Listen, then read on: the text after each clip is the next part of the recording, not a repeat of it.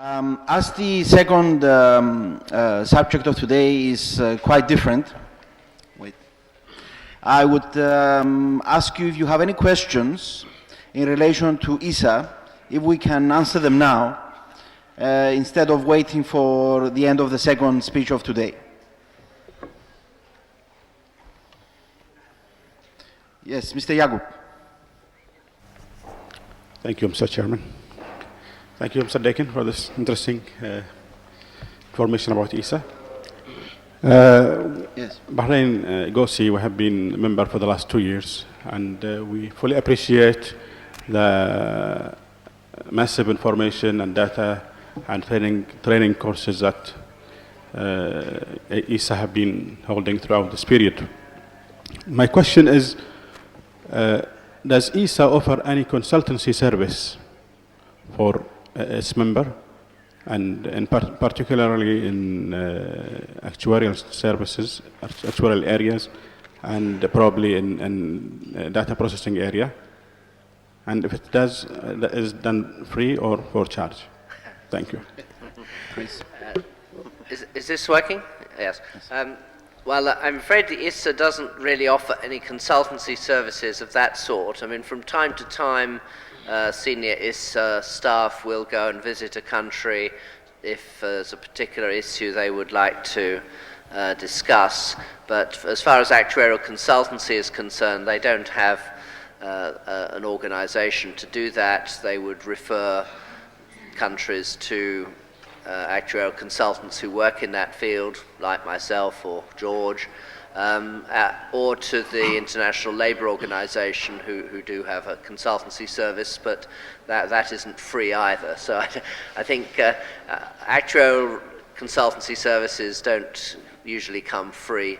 They have to be sought from one of the organizations that provides that on a regular basis.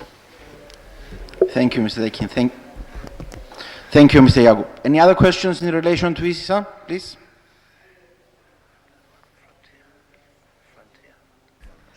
Bismillah ar-Rahman ar-Rahim. My name is Saeed Al-Samak. I have introduced myself yesterday and today. I'm worker organization representative in this conference. I just want to ask Mr. Crest regarding the position. السيد كريست حول دور المنظمات العمالية، خاصة المنظمات العمالية في غرب آسيا في الجمعية الدولية للتأمين الاجتماعي، وإذا كان هناك مشاركة للجمعيات أو المنظمات العمالية طبعا هذا شيء جيد. احنا في البحرين ليس لنا علاقة واتصال، ويمكن ننظم مثل هالعلاقة. إذا كان ليس هناك علاقة بالمنظمات العمالية، فأعتقد أن وجود المنظمات العمالية في مثل بتكون لها مساهمة كبيرة على القرارات أو على الدراسات، باعتبار أن العمال أقرب ناس أو ممثلي العمال أقرب ناس إلى المشاكل التأمينية العمالية واحتياجات العمال في هذا المجال. شكرا. Thank you. Well, such organizations could certainly become members of ISA, and I believe there are a number on the list of ISA membership. I could check afterwards on the list of members I have here. The ISA is not in the way that the International Labour Organization is deliberately tripartite. ILO is a specifically tripartite organization which requires representation from labour unions, from employers' organizations and from governments. The ISA tries to be, as far as possible, politically neutral in its considerations. It's looking at things from a technical and functional, administrative point of view, rather than trying to make political points.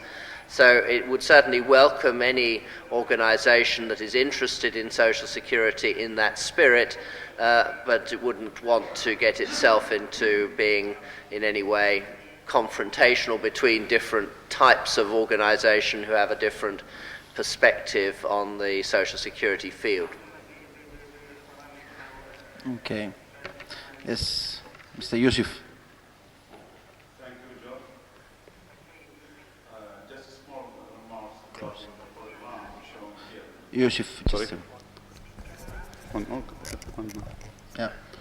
Sorry. Mr. Daykin, regarding the just small remarks regarding the program here, some forthcoming meetings. In the end, in the book show us in Bangkok last, the second meeting, but in December 2000, not mentioned in the book here, in the Paris, making social security more efficiency. That's not shown in the book here. Is one point. Yeah. It's not shown where? In the In book. the slides. Oh, The isn't it? program here. Oh, you mean it was on my slide, but not in the, the printed version? Maybe. Minor thing. Second, Yep. regarding the conference in Bangkok in 21st to 24th December, actually when we were there in the Bangkok, we talked to the ISA people regarding this will meet Ramadan month in that time, and they asked us to write to them regarding the which date Ramadan will be in November, and we wrote actually to them a letter, mentioned that.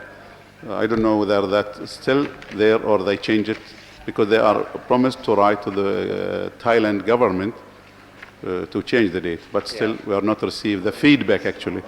Well, Because we expect in that time might be we'll lose the attendance of the Arabic countries to that meeting. no, I think the ISA Secretariat are well aware of that point. These dates are dates that were fixed before, but I think they are seeking to change them, but they haven't yet had confirmation of a change of date there. I think the Paris meeting, yes, that was obviously a printing problem from the file, because that's the bottom line on the slide, and the slides were printed out in a slightly different font, so they, that's the December 2000 meeting. I have the full list of meetings which have been planned here, although there are still some dates to be fixed for others later in the year.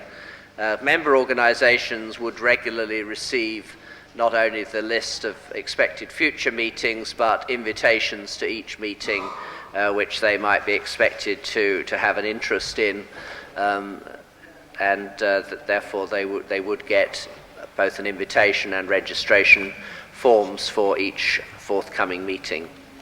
Okay, sorry, George.